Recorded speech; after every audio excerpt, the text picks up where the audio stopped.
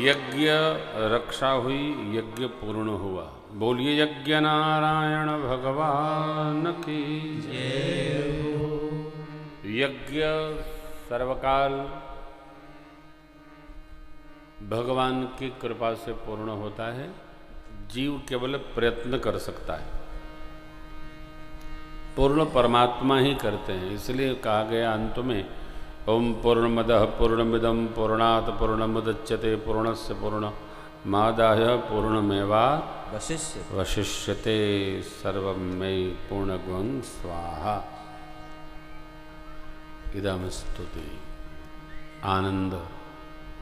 अब यज्ञ तो पूर्ण हो गया, पुराण इतिहास की कथा बाबा सुना रहे हैं। राम जी सुनते हुए जानते हुए भी सब श्रवण कर रहे हैं। कहा गया है कथा को बार बार सुनना चाहिए। पुराण इतिहास की कथाएं बार बार सुनना चाहिए। कितनी बार सुने न मन भरता है न हृदय भरता है, बारंबार सुननी चाहिए। कथा जितनी बार सुने उतना ही आनंद होता है। जिम सरिता सागर महु जाही यद्यपि ताहि कामना नाही। ठीक इसी प्रकार भरहि निरंतर हो न पोरे तिनके हिय तुम कहूँ गृह दूरे। कथा सुनते रहिए, सुनते रहिए, खूब श्रवण करिए,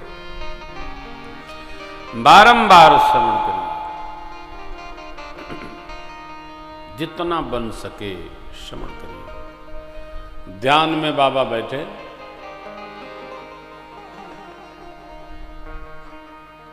तो महर्षि याज्ञवल्क्य जी महाराज ने ध्यान से ही एक संदेश भेजा। आप कहेंगे ध्यान का ध्यान से ध्यान में संदेश कैसे जाएगा? आत्म स्तर पर जिसकी साधना सहजावस्था में रहती है,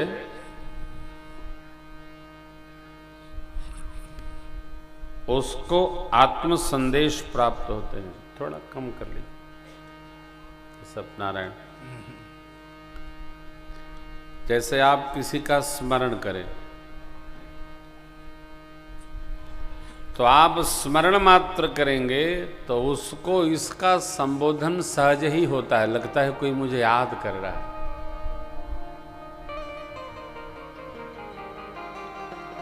आप में से जो 60 वर्ष से ऊपर के लोग हैं उनको योग वासिष्ठ पढ़ना चाहिए। 60 से पहले नहीं पढ़ना चाहिए, वरना घर द्वार छूट जाएगा। साधन ग्रंथ है। भगवान से गुरुदेव भगवान वशिष्ठ जी कहते हैं, राम अब आप मौन प्रश्न करेंगे, हमारा मौन ही उत्तर जाएगा। न आप कुछ पूछेंगे न हम कुछ कहेंगे। ये साधना का स्तर है। बहुत बात कहनी नहीं पड़ती है, बहुत बात साधना आने पर स्वतः उपस्थित हो जाती है। कोई आया नहीं खबर देने, कोई चिट्ठी पत्री नहीं आई, लेकिन गुरु विश्वामित्र जी कहते हैं चरित एक प्रभु देखिए। कैसे पता चला? संदेश आ गया, संवेदना ने सूचना दिया, भाव दिया और ये खबर आई।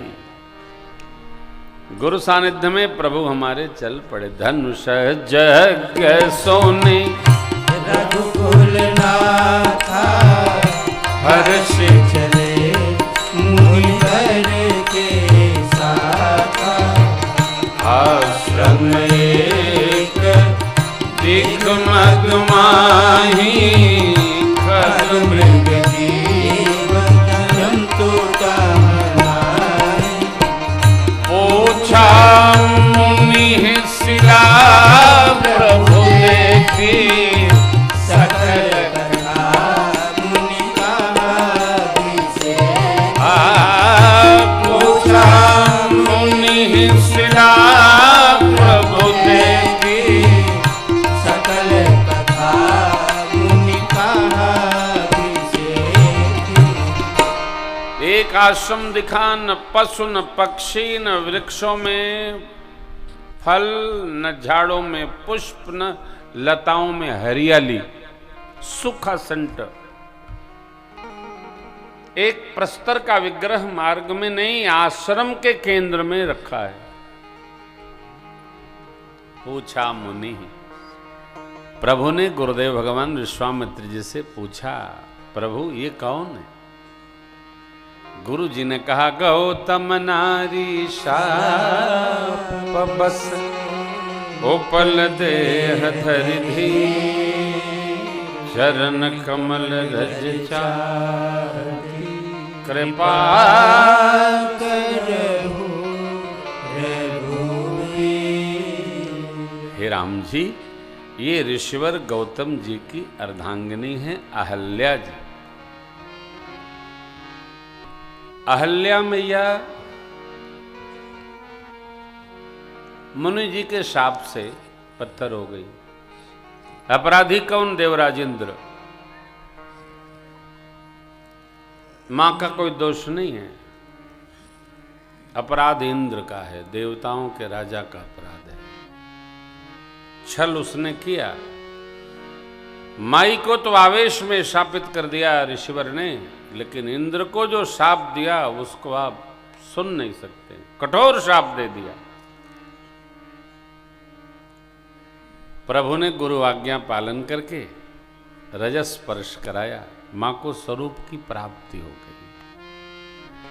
और मेरी मां हाथ जोड़कर भगवत दर्शन पाई और कहती है, मुन शाप जो दीन्हा अति भल कीन्हा, परम अनुग्रह में माना, देखे हूँ हरि लोचन हरि भव मोचन, यही लाभ शंकर विनती प्रभु मोरी, मैं मति भोरी, नाथ न मांगूं पया,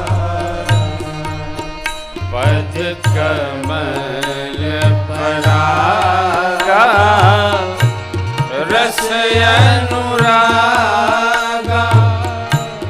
मम मन मधुप करे पाना, यही पद सुर सरिता, परम पुनीता, प्रगट भई शिव से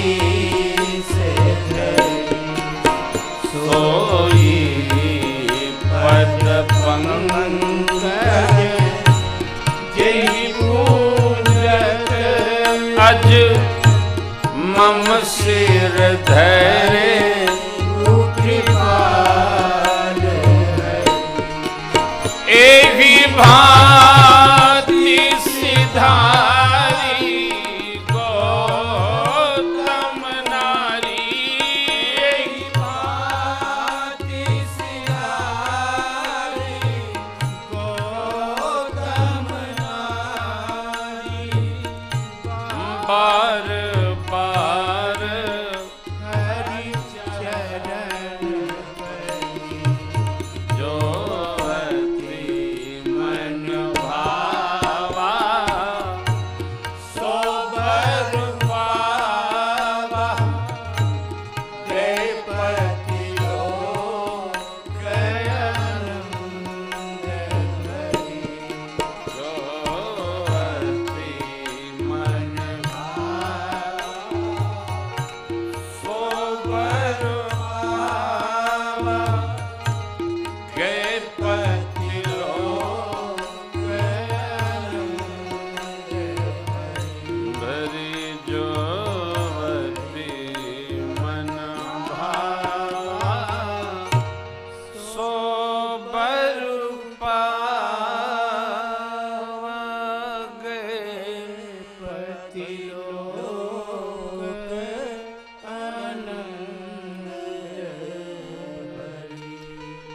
कर्म ऐसे बने वैसे बने, चाह के बने बिना चाह के बने, कर्म बनेगा तो फल खाना पड़ेगा।